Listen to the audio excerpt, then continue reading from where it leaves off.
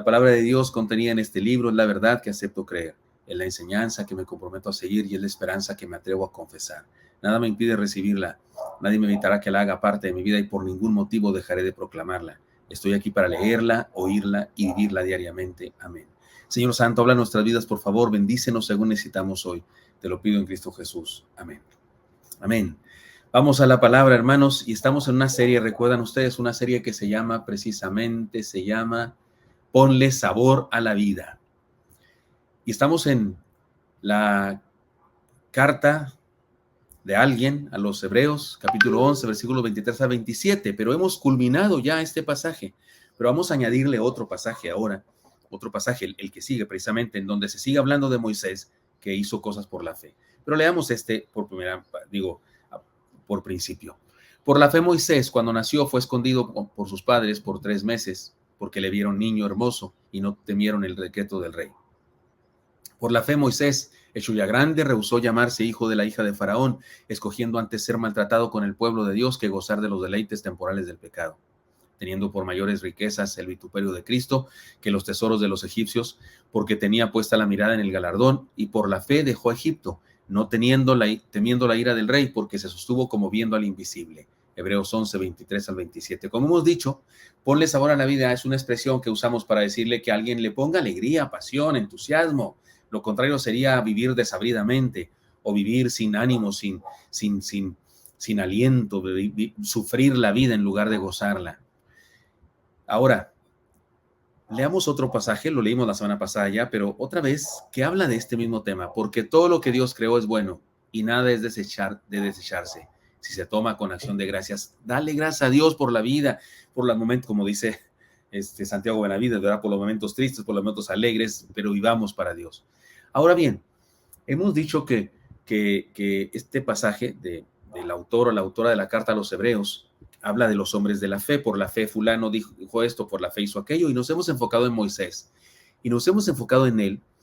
Hablamos de alguien que, digamos, que le puso sabor a la vida, porque Deuteronomio 34:7 nos da razón para pensar eso. Dice, era Moisés de edad de 120 años cuando murió. Era de edad de 120 años cuando murió. Y sus ojos nunca se oscurecieron, ni perdió su vigor. Ahora, es imposible creer que a los 120 años no haya declinado su fuerza física. Sin duda que sí tenía menos fuerza física, es obvio. Pero cuando dice aquí que no perdió su vigor, se refiere a eso, no perdió su entusiasmo, sus ganas de levantarse, de salir a la vida, etcétera, etcétera. Podemos decir entonces que fue alguien que le puso sabor a la vida y por eso hemos pensado en esta idea, ponle sabor a la vida, cuando pensamos en lo que se dice de él en Hebreos, cuando dice, por la fe Moisés. Y hemos aprendido varias cosas. En primer lugar, si vamos a ponerle sabor a la vida, vamos a usar ciertos ingredientes, no tipo cocina. Vamos a usar ciertos ingredientes para ponerle sabor. Y el ingrediente del compromiso comunitario. Por la fe Moisés, cuando nació, fue escondido por sus padres por 3 meses y lo que dice este pasaje. O sea, esto no lo hizo Moisés. Él es un niño. Así es que por la fe, en realidad tiene que ver con su comunidad familiar, con su pueblo. Ponerle sabor a la vida tiene que ver con reconocernos como parte de un plan divino y hacer lo que nos toca con alegría y pasión en nuestra comunidad de fe. Pero el segundo ingrediente que vimos fue el ingrediente del propósito de vida. Por la fe Moisés, hecho ya grande, rehusó llamarse hijo de la hija de Faraón, escogiendo antes ser maltratado con el pueblo de Dios que gozar de los deleites temporales del pecado. O sea, se rechazó, por así decirlo, la riqueza y la fama y el ser parte de la corte de un país, el país más poderoso de aquella época, porque quiso hacerse uno con su pueblo, porque él era hebreo. Ese es el ingrediente del propósito de vida. Moisés tenía ese propósito en su vida. Dios lo había creado con ese propósito. Y cuando él encuentra ese propósito, incluso desecha cualquier otro propósito que no es de él. Y eso es ponerle sabor a la vida. Ponerle sabor a la vida significa vivir con un propósito trascendente y luchar para alcanzarlo. En tercer lugar, estudiamos que hay que ponerle el ingrediente de la visión. La visión. Por la fe, dejó Egipto, no temiendo a la ira del rey, porque se sostuvo como viendo al invisible. Se sostuvo como viendo al invisible. Ponerle sabor a la vida significa tener una visión clara de a dónde vamos, que nos haga caminar con fe, esperanza, amor y alegría.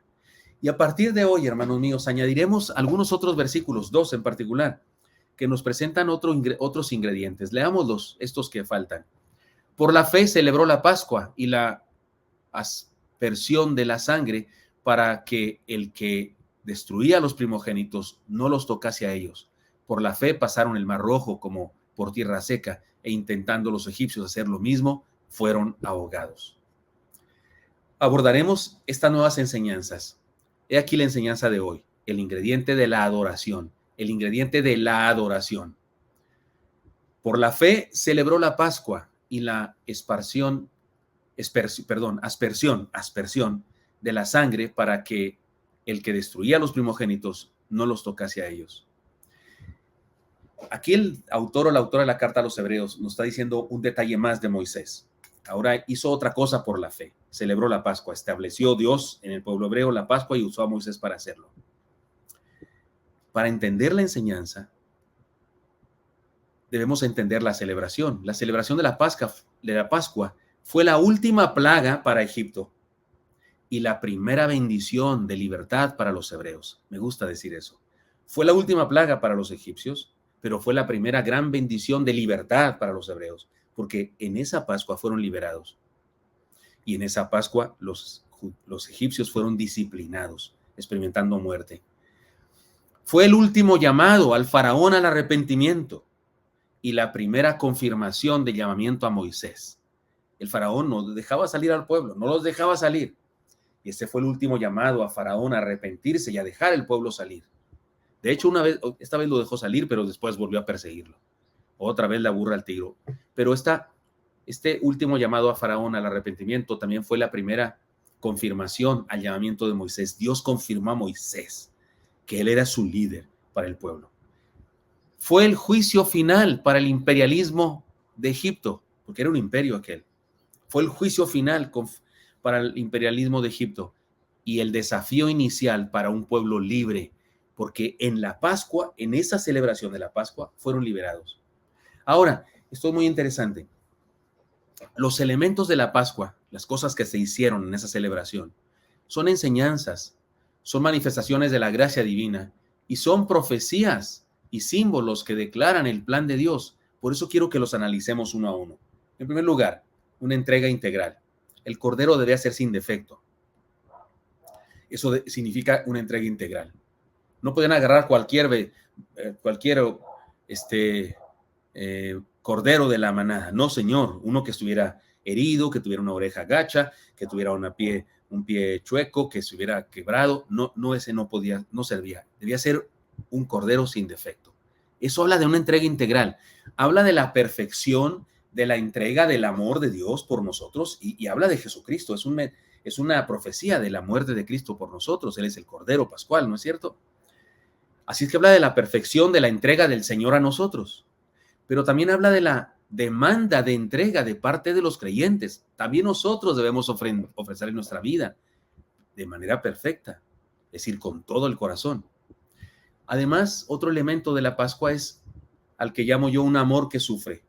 Este elemento no se toma muy en cuenta en ocasiones cuando se estudia el pasaje bíblico. Pero si usted lee ahí en Éxodo capítulo 12, cuando se establece la celebración de la Pascua, el Señor le dice a Moisés para que le diga al pueblo que deben escoger un cordero de 1 año, debe ser sin defecto, y llevarlo a su casa. No lo agarraban del corral, del aprisco, del lugar donde se guarda el ganado, al degolladero y a asarlo para comerlo. No, lo llevaban días antes, 15 días antes a su casa. Ese corderito estaba en la casa. Le aseguro yo que en esas semanas ya hasta nombre tenía, se llamaba Polito, se llamaba Melquiades o se llamaba Cachiruloco, lo que sea, como le haya querido poner, o Bolita de Nieve, lo que sea, pues era el becerro, ¿verdad? Era el cordero. Se enamoraban de él, imagínese usted. Eso ha pasado muchas veces. Eso pasa hasta con animales no tan tiernos, como alguna vez que nosotros compramos una puerquita allá en un campamento juvenil para hacer un porquirrodeo, porque hicimos aquello del marrano encebado y eso, y jugamos a eso, a ver quién lo agarraba primero, pero ya habíamos comprado la porquita, ¿ahora qué hacemos? Pues se le hizo un corral ahí entre Acapan, y resulta que se le dio de comer y creció, y al rato era una cosa enorme, y había que hacerla chicharrón, pero había gente molesta, las chicas de la Unión de Jóvenes especialmente, no, por favor, Adelita se llamaba. Imagínese un cordero, más bonito que un puerco, no es un animal inmundo, un cordero, sino es un animal bien lindo, y se lo llevas a tu casa y ahí está en tu casa contigo y le das de comer y te chupa el dedo, te lame y etcétera, etcétera. Esa cercanía con el sacrificio, esa cercanía con el holocausto que iban a ofrecer, trajo al pueblo el entendimiento de un amor que sufre. La familiaridad con aquel corderito hizo que sacrificarlo fuera muy doloroso. Los niños seguramente lloraron cuando el papá dijo, bueno, ahora tenemos que hacer la Pascua. ¿Qué vas a hacer, papá? Vamos a preparar este cordero para comérnoslo y lo tengo que degollar. No, papito, no, por favor. Debió ser. Imagínese usted. Ahora usted piensa, pero los niños de aquella época, tal vez es cierto.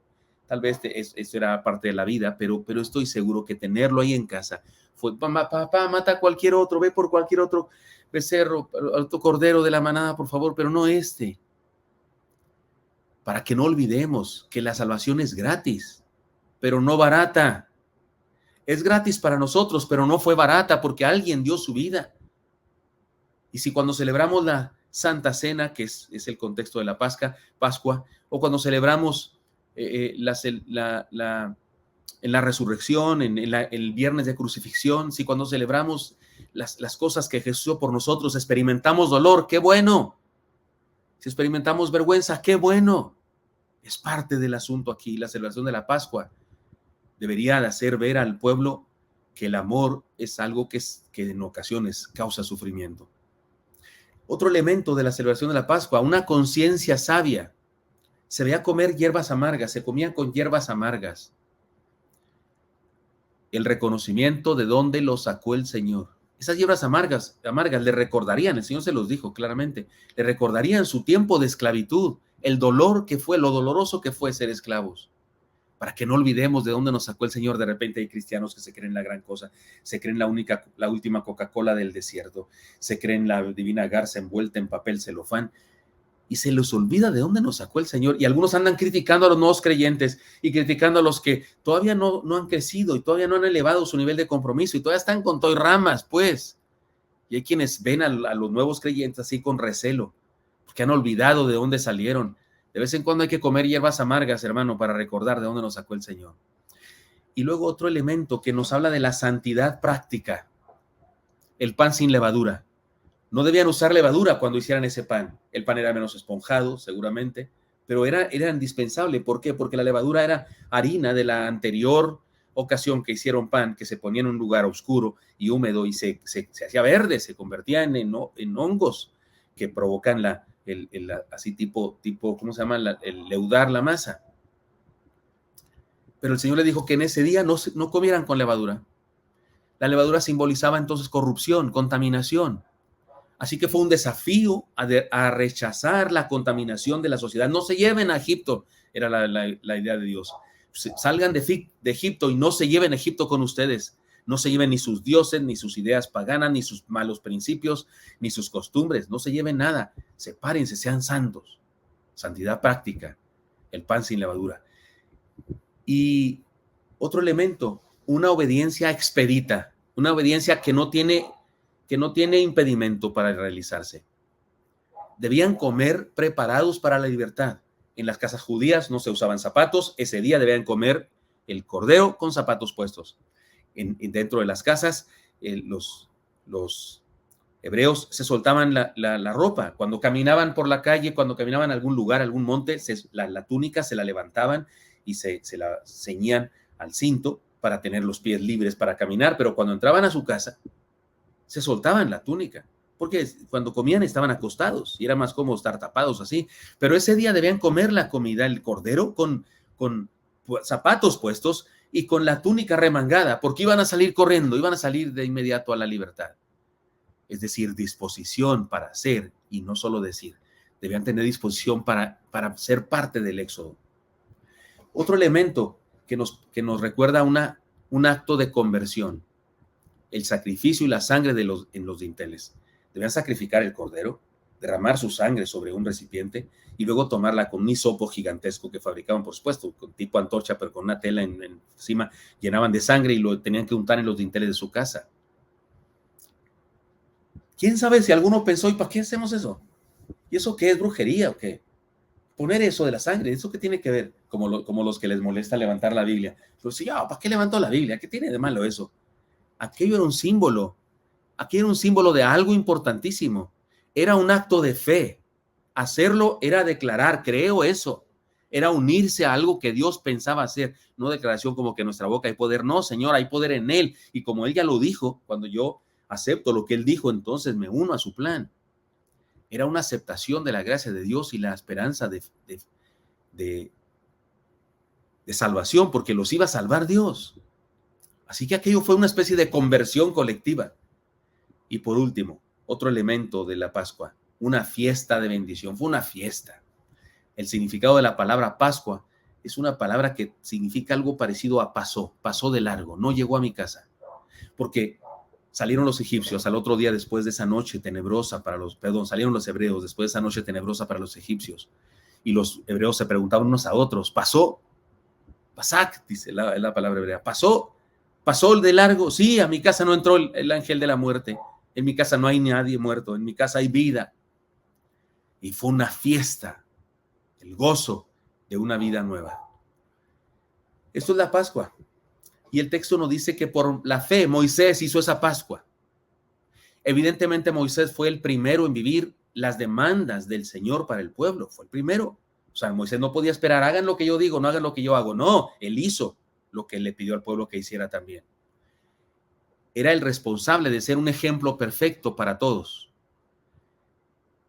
Imaginemos esto, esa noche en Egipto, esa noche y esa madrugada, en todo el territorio de Egipto hubo mortandad. En algunas casas varios. Sin embargo, ellos, los hebreos, debían creer que la muerte no llegaría a sus hogares. Ahora, ¿cómo estaban seguros? Era un acto de fe. Era un acto de fe. Dios les dijo, voy a ascender a Egipto, va a haber mortandad de todos los primogénitos, pero si ustedes hacen ese ritual que les pido que hagan como símbolo de obediencia a mí, en su casa no entrará el ángel de la muerte. Oiga, eso era un acto de fe. Debían creer, como yo me imagino que era parecido a cuando Noé y su familia entraron en el arca y luego Dios cerró el arca, porque eso dice la palabra que Dios la cerró. Y ahí encerraditos. Si Dios la cerró, nadie la puede abrir. Y de repente truenos y relámpagos. Y de repente agua que se oye por todas partes. Y de repente el arca empieza a subir, empieza a experimentar el agua. Y empieza a elevarse. Los imagino a esos 8 personas. Noé, su esposa, Sem, Cam y Jafet y sus esposas. Igual que estos cristianos. Igual que este pueblo de Dios. Toman la sangre, la ponen en los dinteles y habló dentro de su casa. Quietos, gritos en el pueblo, en las colonias o en los lugares de Egipto, por donde quiera había gritos, menos en los... Hay luz, dice una canción hermosa de Marcos Vidal, ¿no es cierto? De Marcos Vidal, hay luz. Esa noche, esa madrugada, todo el territorio de Egipto hubo mortandad, pero ellos debían creer que no llegaría esa mortandad a sus hogares. El faraón les impedía ser libres, pero ellos debían comenzar sido fabricando ladrillos para Egipto. Ahora debían construir su propia nación. El éxodo fue un acto divino de gracia y misericordia. Y de parte del pueblo fue un acto de adoración expresado en fe y obediencia. De parte de Dios, el éxodo y la celebración de la Pascua fue un acto divino de gracia, de misericordia de Dios para su pueblo, pero de parte del pueblo fue un acto de adoración expresado en fe y obediencia. Hermanos míos, tengamos cuidado. ¿Se acuerdan cómo llamé? A esta enseñanza? Esta enseñanza, porque recuerden, llevamos varios ingredientes para ponerle sabor a la vida. Este es el ingrediente de la adoración. Por eso quiero hacer unas notas aquí, hermanos míos. Cuidado. Tengamos cuidado. Adoración no es solo cantar con muchas ganas y con volumen alto. A ver quién canta más recio, le decimos a los niños. A ver quién canta más recio. Están los niños desgañatándose. A ver, no, de este lado y este lado. Y hacemos trucos con los niños. No, adoración no es solo cantar y cantar con muchas ganas. No. Adoración es obediencia. es hacer lo que Dios manda. Dios le dijo a Moisés, dile al pueblo, consíganse un cordero de 1 año sin defecto, lo llevan a su casa durante algunos días, un día, y debían seguir el instructivo. Eso es adoración, obediencia, seguir la voluntad de Dios. Adoración no es una actividad musical en el culto, sino un estilo de vida sometido a la voluntad de Dios todos los días. Así que, hermanos míos, adoremos a Dios. Pongámosle el ingrediente a la vida de la adoración, de hacer lo que Dios quiere y de hacerlo como Él lo quiere. Adoremos al Señor con la integridad de nuestro ser, con todo lo que soy, lo que tengo y lo que sé. Y pongámosle sabor a la vida. Claro que sí. Pongámosle sabor a la vida. Señor Santo, pongo en tus manos a mis hermanos y hermanas y te pido que nos des la sabiduría y el arrojo para ponerle sabor a la vida que tú mismo nos has dado. Señor, bendice a mis hermanos y mis hermanas, por favor. Y si hay amargura en nosotros, si hay desesperanza, si hay tristeza, depresión, Dios, por favor, bendícenos, alienta nuestro corazón y permítanos vivir la vida como un platillo sabroso al cual estamos devorando.